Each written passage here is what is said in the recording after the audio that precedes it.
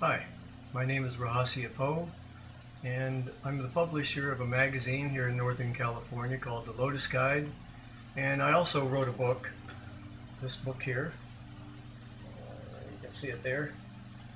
And it's basically on the belief systems and how we've organized our beliefs around huge organizations, and actually ended up organizing our military might around those organizations. And I think if you couple that with the fact that we've privatized war, and basically we don't have a government, we have corporations, we have a dangerous mix here. We have the makings of the Crusades with high technology. But that subject aside, I've stumbled onto something. The reason I wrote my book is because I discovered something. When I started dismantling my beliefs, the belief systems specifically, this includes political or religious, idealistic, or even personal limiting beliefs. When I dismantled those beliefs, it did something neurologically that I noticed in my meditations. Normally in a meditation, I have arrived at the point to where I have calmed down my mind quite a bit, to the point to where I can actually be the witness of my thoughts. Now, for you meditators, you know what I'm talking about here. For you that don't meditate, just try to wrap your head around this.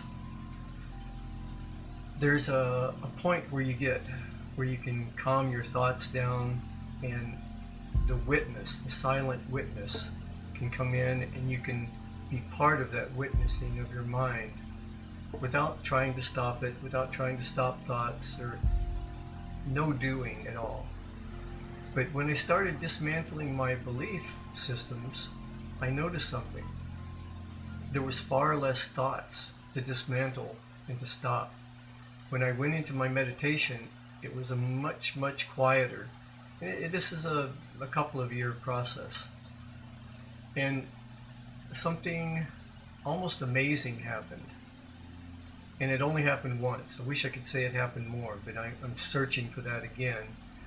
But what happened is my mind got so quiet that the reflection pool of my consciousness was so still that when the witness was observing it, it observed its reflection. And at the moment that happened, my whole consciousness went to a whole nother level of being. For the first time, I lost my sense of I amness. I even lost my sense of being a human being.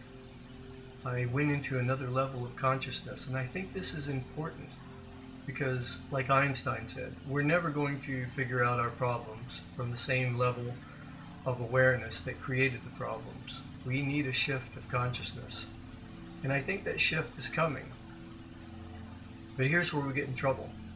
I have two groups of people in my life because of the business I'm in.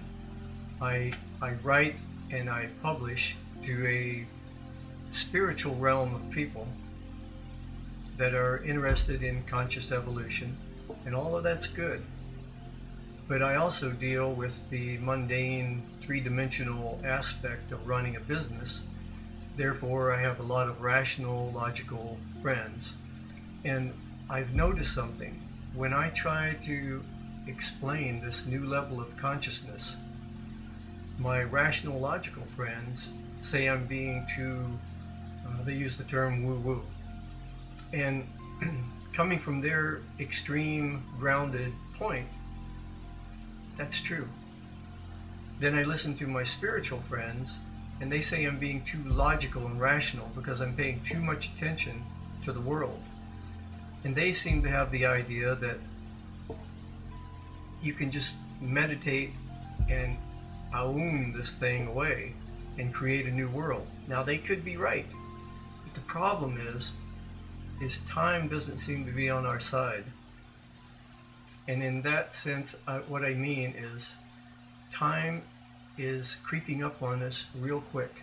We have fuel shortage, water shortage, food shortage, overpopulation, complete devastation of our environment, and governmental agencies not looking out for us at all. Matter of fact, they're doing just the opposite.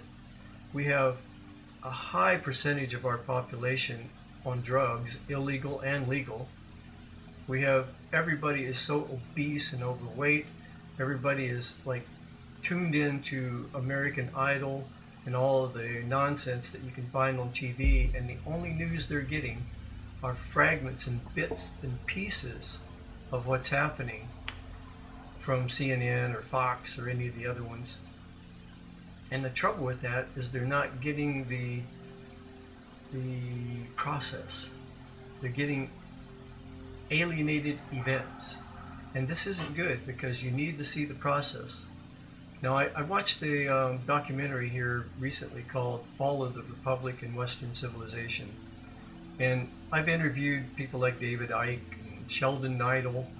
And when you start listening to these people, along with Alex Jones and some of the financial experts that used to be working with the government, coming out and saying that the way we have everything organized, it's going to fall, I think it's come time we pay attention and sort of pull these two groups together, the rational, extreme, logical people and the spiritual people. And I think I like one of the sayings that came out of the Middle East, and it says, believe in Allah, but tie up your camel first. Now, I think we do have to believe, in the sense that we have to have faith and belief in a better tomorrow. But we have some things that we need to take care of. So I really invite you to get active and read my book, because this book, the subtitle is The Social and Neurological Consequences of Belief Systems. Once you start seeing the consequences of having a rigid, limiting belief, you start understanding, and it does something to your mind, because your mind is going to do everything it can to see reality as it is. And we have to get out of the way. The moment you get out of the way with your beliefs and your paradigms and your worldviews and all your previously held ways of seeing things, I think you're going to see a world that's quite amazing, full of potential, full of opportunity, but full of danger. And this is, again, Wei Qi, the Chinese word for crisis. In every dangerous situation, every crisis, there's also an opportunity. So, I invite you to visit my website at rahasya.com, rahasya.com. And you can also visit my magazine at lotusguide.com, lotusguide.com. And you can give me a call, 530-894-8433, if any of this makes sense to you. Thank you very much for listening.